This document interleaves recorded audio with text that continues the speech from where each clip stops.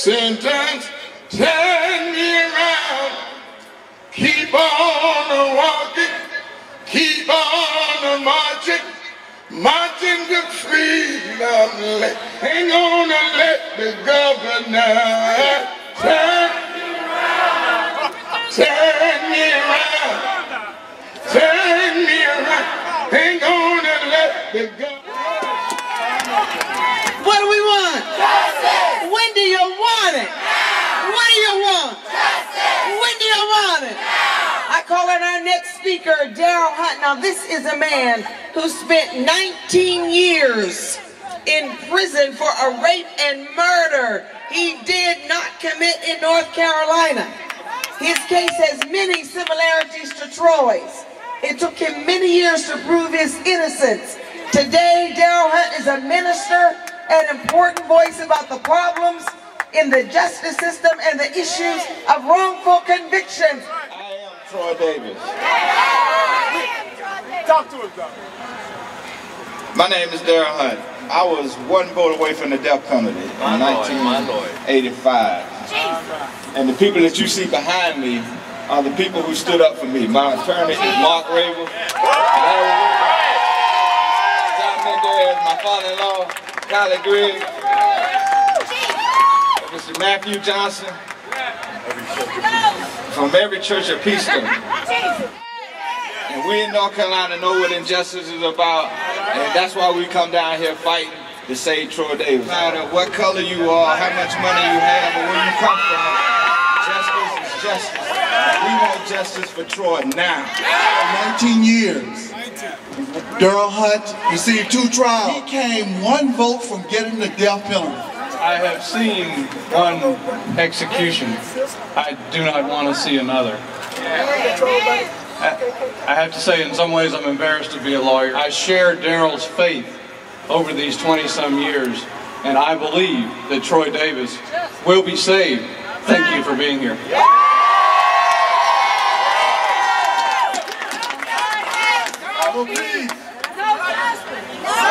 I am.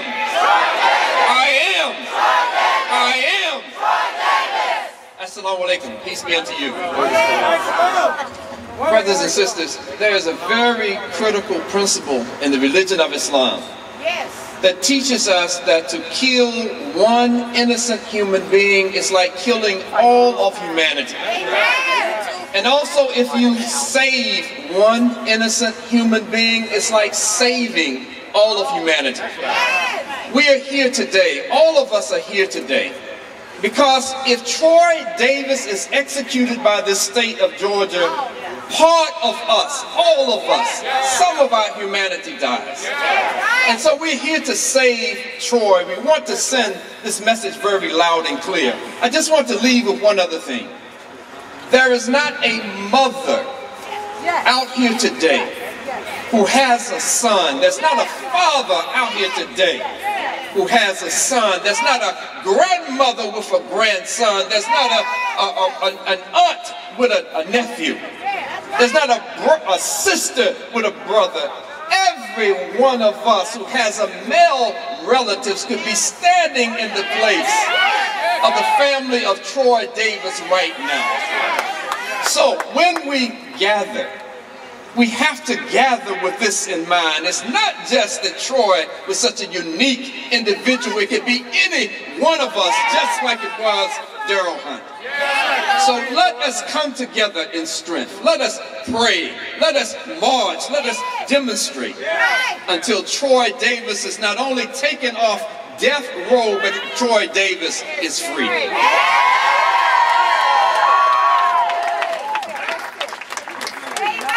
I'm John Mendez, pastor of Emmanuel Baptist Church in Winston-Salem, North Carolina, and chaired the Daryl Hunt Committee for many years. And I'm here also in collaboration with every church, a peace movement church. And it's important that we all come together to work for this cause.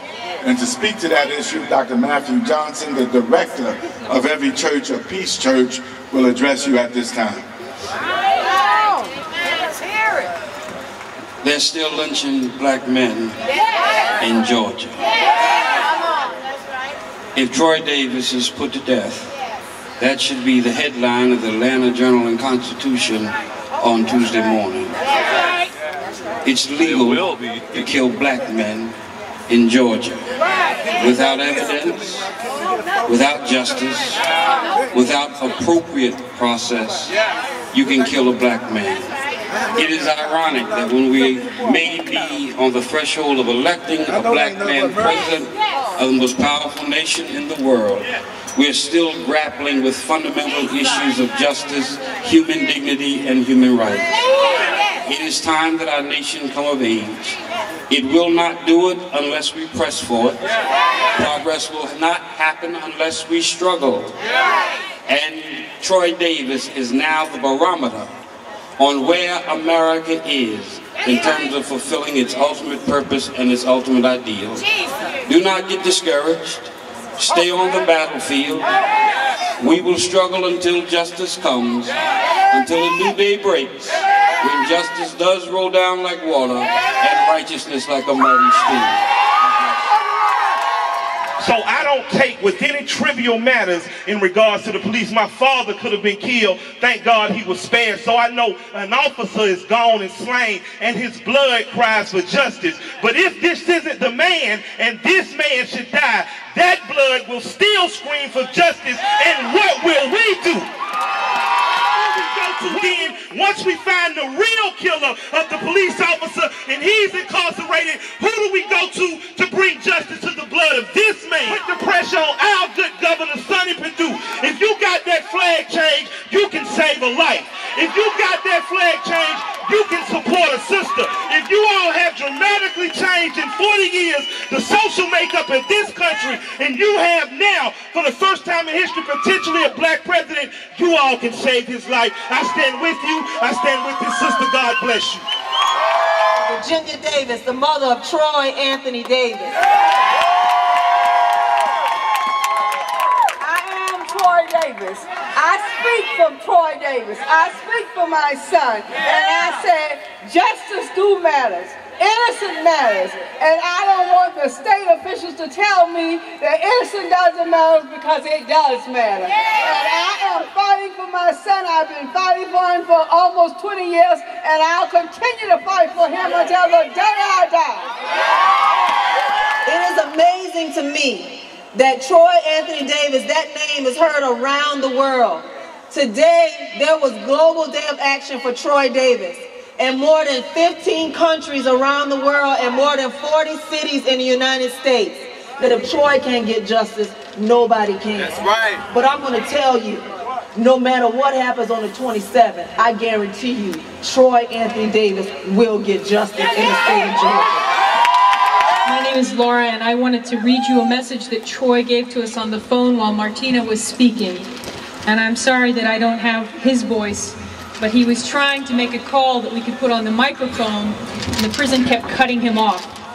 So he wanted to tell you all, thank you for supporting me, and he wants you to know that through God all things are possible, and that through God things are happening because of you, and he wanted to say God bless you.